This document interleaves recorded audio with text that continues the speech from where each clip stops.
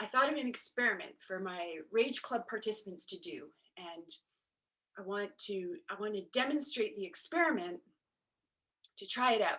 I already sent it to them. Well, I'm gonna demonstrate the experiment, start it out. So this experiment is called honing in, using our anger to hone in on what we want, hone in from the big story down to the precise, just like the juicy tidbit, the nugget. So how I have set it up so far as the first experiment of this experiment is to set a timer for 10 minutes and then to tell a story that lasts a maximum of 5 minutes about something I feel angry about and stop. And then tell the same story again that I feel angry about. And this time, make it shorter. And then tell it again, making it shorter. And then tell it a fourth time, a total of 4 times until the last one is short. So it might go 5 minutes, 3 minutes, 2 minutes, 1 minute. And so I'm gonna try it out. I don't know how this is gonna go, but 10 minutes on my timer and start. I don't even know what I'm gonna talk about. I feel angry about, I feel angry about, I feel angry about the way so many people are like don't have their anger because they're on the map of the old map of feelings that says anger's bad and wrong and it means you're dangerous and it means you're like a perpetrator of evil and harm and destruction and so people are going around with their anger like bottled up and leaking out sideways and getting all over the place sometimes when it does actually come out.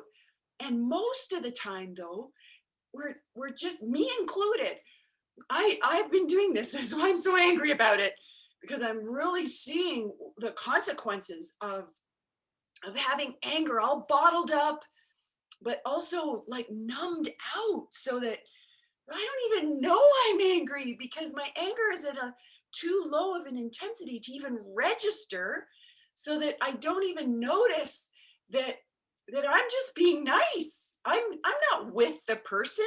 I am behind this mask of niceness, and the person doesn't even get to know who I really am, what I'm up to, what I'm here for, anything about that, because I'm just, my anger's numb and something's happening, and maybe it's crossing my boundaries, or it's something I just don't want, and I'm, instead of saying I don't want that, or no, please stop, or back up, or can we try this instead, or something like that, I'm just like nodding and smiling.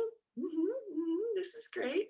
Or I've got this thing that I'm angry about that's like an elephant in the room, and I'm just like I'm just relating to this person, if you were gonna call it relating, over this kind of elephant lump in the room, and I'm just like instead of being here with the person and the thing, I'm pretending it's not there. I might be like leaning over it, like, oh yeah, this is happening, that's happening, let's talk about the weather, let's talk about all these stories. Or I'm kind of totally going around it and being like, oh, like, I'm gonna just make this our relating, and all of this is like left out because the elephant's over here, or on this side of it, kind of same thing. And so all of this time passes where we're all just getting older, and the elephant's probably getting bigger, and then when I finally feel enough anger that I finally do something or say something, it like has this devastating effect between me and the other person. And yeah, there's sadness about that, but I'm gonna sadness, I'll see to you later, you're totally legit, and we will talk, we will get together, and I'll get the information about that. But right now I'm gonna stay with the anger and just like hone in it.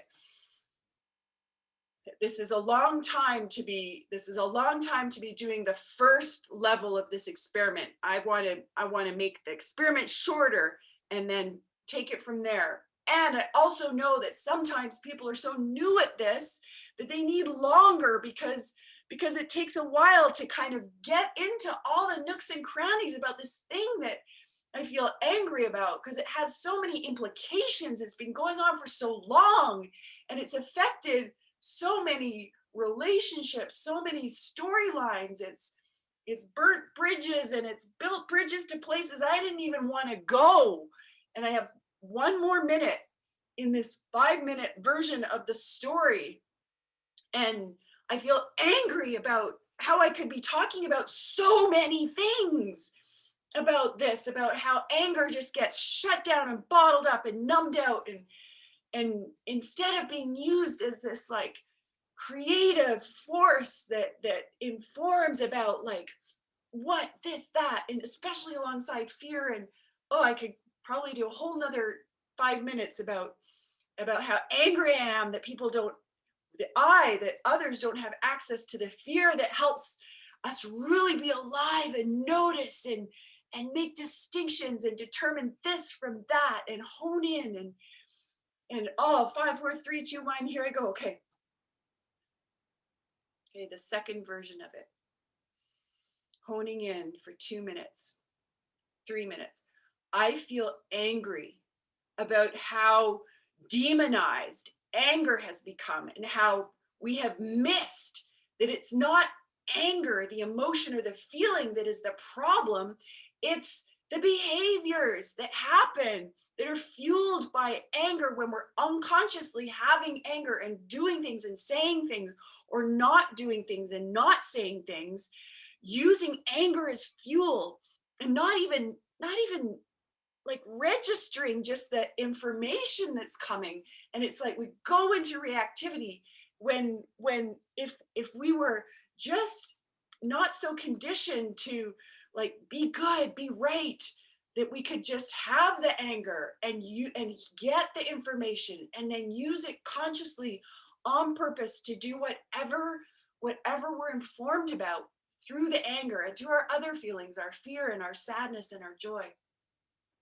And I feel so angry that this demonization, this old map of 4 feelings is so pervasive in the modern world and has been for so long, and all the consequences of it, all the things that have been built that shouldn't have been built, or the things that have been wrecked that shouldn't have been, that didn't have to be wrecked, or I feel angry that this has been happening so long, and that more people haven't noticed that anger is this incredible fuel and information for conscious, responsible living of our destiny in the world. Okay, I'm going to start again with the third iteration that's 2 minutes long. I feel angry that so many people are silenced and trapped and numbed because they are buying into the old map of 4 feelings about their anger, about my anger. That anger is wrong and bad and makes me wrong and makes me bad, instead of recognizing that when I am aware and I am feeling and I'm having my anger, I can notice things that, and I can use my anger and use my behaviors and my words to draw boundaries and to make declarations and to create, instead of waiting until I'm erupting like an out of control volcano and wrecking stuff. That was 1 minute. So I skipped to the 1 minute version. And I'm going to stop this experiment right now because I feel angry because the timing didn't work, and I want the experiment to work. So I'm going to recalibrate for my next attempt at this experiment with different timing, and I can feel glad anyway that I still hope that my Rage Club participants do it in the format that I set out. And I feel glad that I tried it and learned and got an up versioned, like got the feedback from my own experiment to apply to the next time that I offer this experiment for other people to do and to do myself in my possibility teams, in my Rage Clubs. And maybe I'll just use this last minute on my timer to invite you to join the March Rage Club. There will be an introduction, a 1 hour introduction call where we'll do some experiments about Rage Club, and it's free and it will be recorded and it will be available for you to watch if you miss the live recording. And then that will happen, I'll tell you when, with this video somewhere else. And then the Rage Club, the 4 series for March starts on March, I think it's the 8th, Mondays from 1 till 3 Mountain Time. So if you want to get more in touch with your anger and have it come alive in ways that are going to not be problematic for you as much as before, perhaps, if you want a safe place to come and experiment with anger with a team, learning to like doing things that get our anger unnumbed and give us the chance to start using it in responsible ways, just come.